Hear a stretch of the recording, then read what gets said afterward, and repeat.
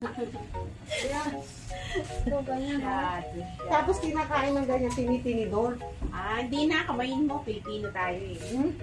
Ate-ate. Ano ito? Kapit ko dito. Pre, asa na? Kay ate. Ate, akin na yung pang-picture. Hindi mo. Yung may para sa kanya. May para sa kanya. Ali, karagan mo. Hi guys! Welcome back to my channel. Today po ay papunta tayo ng Shizuoka Eki. Pabalik na tayo ng Nagoya. So meron tayong hotel na binook doon sa Nagoya. So doon na tayo mag-stay hanggang doon sa flight natin pabalik ng Philippines. So nandito kami sa loob ng taxi. Actually malapit lang naman from bahay ng sister ko going to Shizuoka Eki. Pero syempre dahil may mga dala kaming maleta tsaka mainit, nag-taxi na lang din kami. Mura lang din naman siya, so okay lang din naman. Worth it naman kung kapag-taxi ka.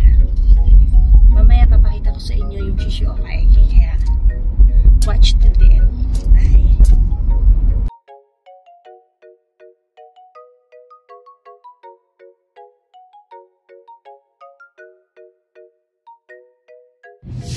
Hi guys!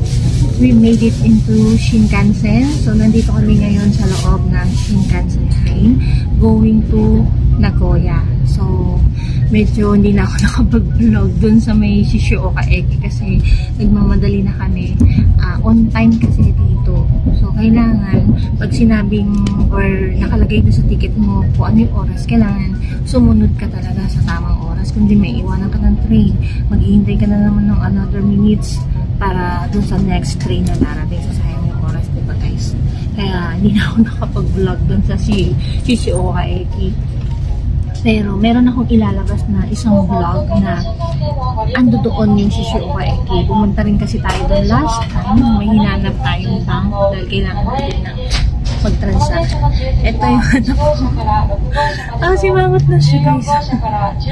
Nainit ang ulo ng anak ko eh. So mamaya papakita ko sa inyo kapag nandoon na po tayo sa Nagoya Station. Kasi pupunta tayo dito sa hotel na binook. Ang ganda ng view dito guys. Buti na lang may Shinkansen kasi nagiging mabilis yung biyahe natin. Sana doon din sa Philippines magkaroon ng ganitong mga klase ng bullet train kasi napaka-convenient talaga. At saka yesterday nagkaroon ng aberya yung Shinkansen nila. Pero dahil nga Japan ito, napakabilis nilang mag-ayos ng mga sira ng train nila. Hindi umaabot ng ilang days or weeks. Talagang ngayon nasira, ngayon din nila ayusin. Kasi marami dito sa Japan yung mas gumagamit ng train kaysa nagkukotse. Kaya walang traffic dito. Hindi kagaya sa Pilipinas, ang daming traffic. Mga parking lots nga nila, laging bakante. Maraming bakanting parking lots. Hindi kagaya sa atin, agawan sa parking lots, no? Dito kasi konti yung mga gumagamit ng sasakyan. Mas marami ang gumagamit ng mga train nila. Kasi napakaganda talaga ng subway system nila. Yun nga na mahal.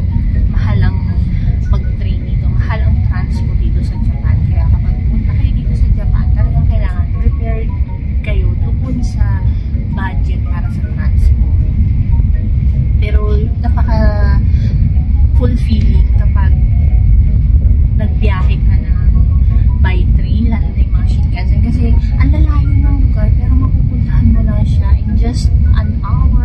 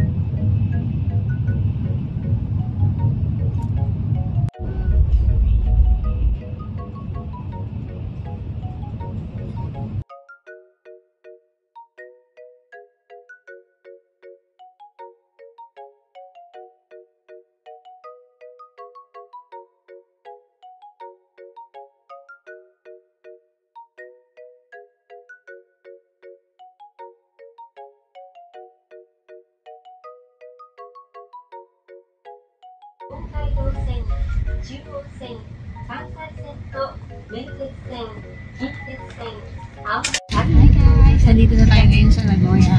So, arriving at Nagoya Station na. Bababa na tayo. Tapos, magta-transfer tayo sa train na papunta doon sa Marunouchi Station. Hi guys! Nandito na tayo ngayon sa hotel natin. Nandito na tayo. Papasok na tayo. Mag-check-in na tayo.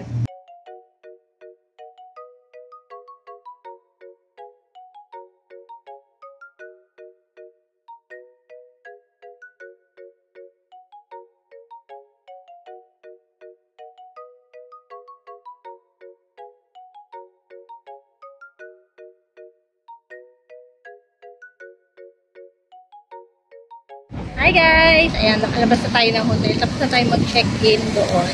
And pupunta tayo ngayon sa 7-Eleven kasi nangungulit tong bata na to. Nagpapabili ng pagkain.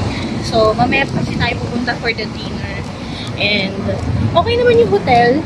Marami naman siyang amenities. Ikaw ang kukuha, self-service yung amenities niya. And, maganda naman. Okay naman na worth it na para sa presyo niya. Nandito na tayo sa 7-Eleven.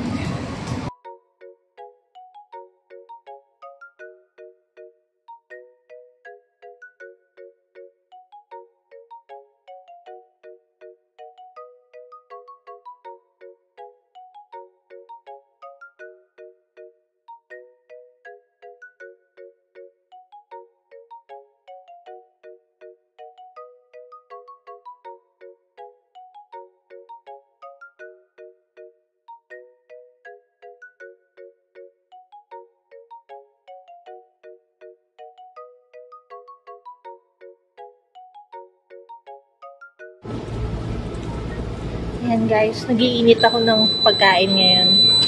At, kunin na natin. Ayan, bumili ako nito para sa mga pamangkin ko. Binilang ko sila ng food. So, ito lang. Ang galing ng microwave nila rito. I-scan mo siya, tapos automatic mag-set yung timer. Ito na lang hinihintay natin guys. Hi guys! Nandito tayo ngayon sa Fushimi Station dito sa Nagoya City. Tignan mo. Nanonood kami ngayon ng nag-show ng violin. Yan. Actually guys, sa totoo lang, personally sa akin, na-attract ako sa mga marunong violin, mag-flute. Meron kasi ako naaalala kapag nakakarinig ako ng magaling mag-violin.